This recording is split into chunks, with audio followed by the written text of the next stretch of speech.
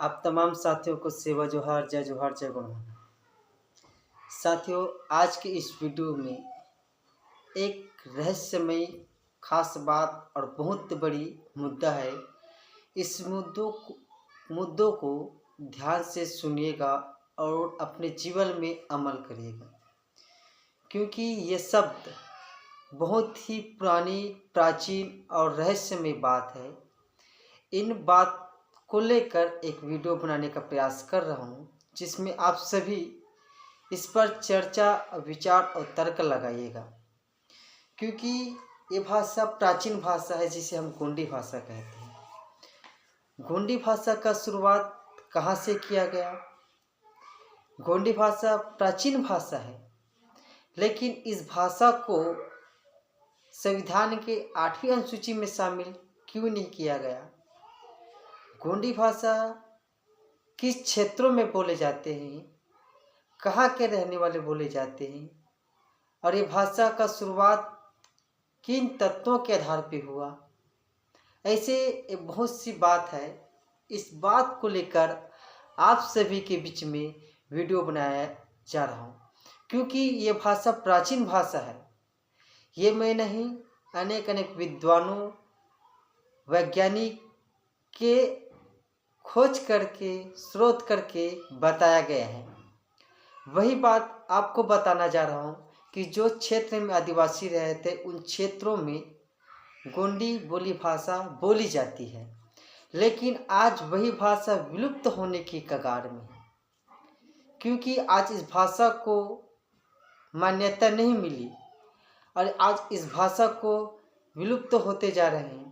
इनकी संख्या कितनी थी और आज की डेट में इनकी संख्या कितनी है, ऐसी बहुत सारे मुद्दे हैं। इस वीडियो को शुरुआत करते हैं। गोंडी भाषा प्राचीन भाषा है। हम पहला की शुरुआत 3 महाविद्वान, जिन्हें अपने स्रोत और अध्ययन के द्वारा बताया गया है, उन विद्वानों की लिखी हुई पुस्तक, जिसमें गोंडी भाषा को अंग्रेजी भाषा में स्रोत करके बताया गया है। आप स्क्रीन में दिए हुए इस फोटो को ध्यान से देखिएगा। हो सकता है मेरे पढ़ने में थोड़ी कमजोरी है अंग्रेजी, तो आप सही तरीक़ा से पढ़ लीजिएगा। मैं पढ़ता हूँ। पहला लिखा है भारतीय कोल्डवेल। ये वैज्ञानिक लिखते हैं, Gondi process a large number of root which are not food elsewhere is expite be electrical of grammatical structure of such of natural a amply of justice is a नेटिकल। मतलब जो वैज्ञानिक कह रहे हैं कि गोंडी के बहुत सारे जड़ ऐसे हैं जो कि अन्य किसी भाषाओं में नहीं पाए जाते हैं। इस भाषा में व्याकरण में कुछ ऐसे विशेषताएं झलकती है जो कि इस बात की न्यायिका और तार्किक सच्चाई को स्पष्ट करती है। गोंडी भाषा एक विशिष्ट भाषा है। पहला वैज्ञानिक जो भारतीय विशेषज्ञ है, डॉक्टर ग्रांटर और कोलवेल ने लिखा है। फिर कोलवेल वैज्ञानिक जो भारतीय विशेषज्ञ है, उन्होंने अपनी लिखा है, Gondi has mine it's same much more popular that the Sanskrit speaking people borrowed this word from the India Aboriginal and then incorporated in it in their vocabulary which other word significing। एक कोलवेल वैज्ञानिक कहते हैं, भारतीय विशेषज्ञ, गोंडी भाषा की अपनी आस्तीम है। यह महसूस होती है कि संस्कृत भाषा के लोग जो बाहर से आए हुए जो व्यक्ति हैं, आदिम जाति से उनकी भाषा गोंडी भाषा से शब्द लिया और अपनी संस्कृत भाषा की संरचना की गई। विद्वान हैं भावना सिंह के नाम मतानुसार व्यावहारिकता की दृष्टि से देखें तो यह समझ आता है कि संस्कृत कृत्रिम भाषा है जिसका उद्गम तत्कालिक में उपस्थित आदिम भाषाओं की सहारे से हुआ है। एक और भारतीय लिखते हैं डॉक्टर चैटर्जी और जयनाथ पंत जी कहते हैं, चैटर्जी और जयनाथपति जी का कहना है, Therefore, the realization at the summit not the Aryan, but to the Aboriginal, possibly the Dravidians coin, who are clear the most important of the laity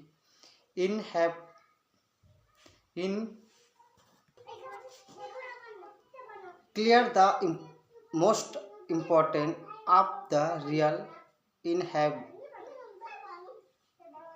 of India। अब इस बात को ध्यान से सुनिएगा, इसमें क्या लिखा है।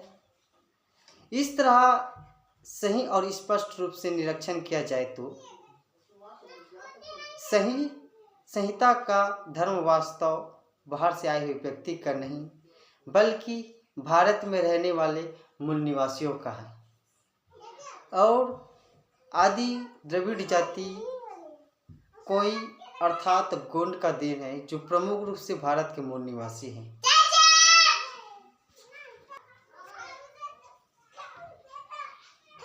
भावना सिंह ने कहा कि संस्कृत भाषा 2000 धातु है और बेनिप के मत अनुसार 1700 धातु है।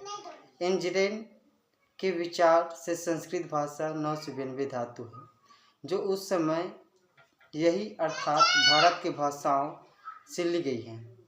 यही सभी तथ्य इस बात की पुष्टि करता है कि जो बाहर से आए व्यक्ति गोंडी भाषा और अन्य आदिम भाषाओं की सहारा लेकर संस्कृत भाषा की रचना की है। भारत में गोंड जनजाति की जो संख्या है बहुत है।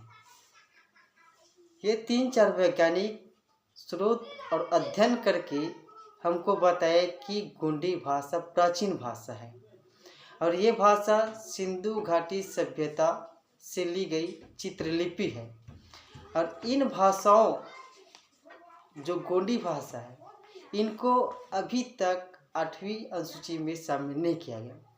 इनके अध्ययन से पता चलता है कि इनकी बोलने वाली उस जगह पे इसको संशोधन करने और बात रखने वाले व्यक्ति वहाँ पे मौजूद नहीं थे। इनकी संख्या कम थी, इनकी विलुप्त होने की कगार में थी। यहाँ देखा जाए तो बोलने वाले व्यक्ति नहीं थे, इन्हीं कारण उनको 8वीं अनुसूची में शामिल नहीं किया गया।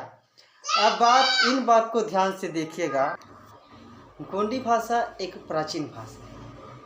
इनका कहना एक है कि प्राचीन भाषा अभी तक शामिल नहीं किया गया 8वीं अनुसूची में, लेकिन गोंडी भाषा से प्रकाशित भाषाओं अन्य स्थान दे दिया गया, जैसे मैथिली है, भोजपुरी है, वाड़की है। वास्तव में कारण यही है कि जो बाहर से आए व्यक्ति यहाँ की राजनीति जो संस्कृत भाषा पर आधारित है, इस बात को नजायज फायदा उठाकर सच्चाई यहाँ लाया गया, उनको 8वीं अनुसूची में शामिल कर दिया गया है। जबकि संस्कृत न तो बोलचाल में है न ही लेख प्रयोग में होता जाना पड़ता है। इसके अलावा 1991 की जनगणना में संस्कृत मातृभाषा लिखने वाले 49,000 के लगभग थे। वही गोंडी को मातृभाषा लिखने वाले लोगों की संख्या लगभग 6 करोड़ के आसपास थी। सबसे ज़्यादा गोंडी भाषी 6 करोड़ के आसपास थी, लेकिन उनको आज तक 8वीं अनुसूची में शामिल नहीं किया गया।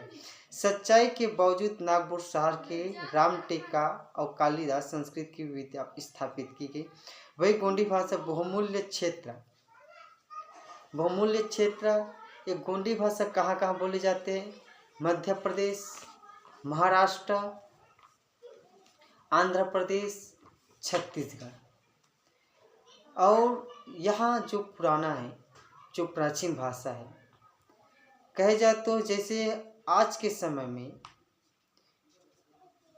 हमारी जो भाषा है प्रायः अपने भाषाओं के आधार पर बोली जाती है। पहले गोंडों की जनसंख्या 22,86,913, गोंडी बोली बोलने वाले की संख्या 11,25,489 थी। 1991 की बात है, लेकिन अब 2051 में इसकी संख्या बहुत ही ज़्यादा है।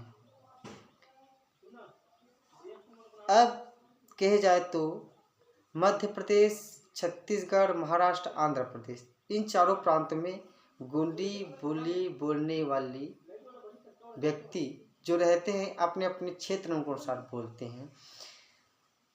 महाराष्ट्र के लोग मराठी अपनी कुशलता से बोल सकते हैं, जिनकी सहायता आंध्र प्रदेश में लोग तेलुगु बोलने के प्रांत और मध्य प्रदेश और छत्तीसगढ़ में हिंदी कुशलता से बोलते हैं। इसके अलावा बिहार, झारखंड, बांग्लादेश में भी कई गोंड रहते हैं, निवास करते हैं, जिन्हें भोजपुरी, मैथिली, हिंदी, बंगला बोलचाल तथा लेख दक्ष हासिल करते हैं। चाहे किसी भी प्रांत में जाकर बसे हो, सभी तरह के लोग गोंडी का सहारा यही कहते हैं कि वहाँ अपनी भाषाओं को अपने जैसी भी हिसाब से हो सके बोलते हैं। आप इस बात को तर्क ले गए कि जो प्राचीन भाषा है उन भाषाओं को 8वीं अनुसूची में शामिल नहीं किया गया, जबकि इनको वैज्ञानिकों द्वारा खोज करके बताया गया कि प्राचीन भाषाओं के द्वारा सभी भाषाओं को निर्माण किया गया है। और आज की डेट में गोंडी भाषा विलुप्त होने की कगार में कुछ शब्द ही बचे हैं, जिनको प्रायः लोग बोले जाते हैं। आप स्वयं तर्क लगाइए, विचार लगाइए कि हमारी भाषाओं को आज तक मान्यता क्यों नहीं दी गई। प्राचीन भाषा होने के साथ साथ इनकी अभी तक मान्यता नहीं मिली।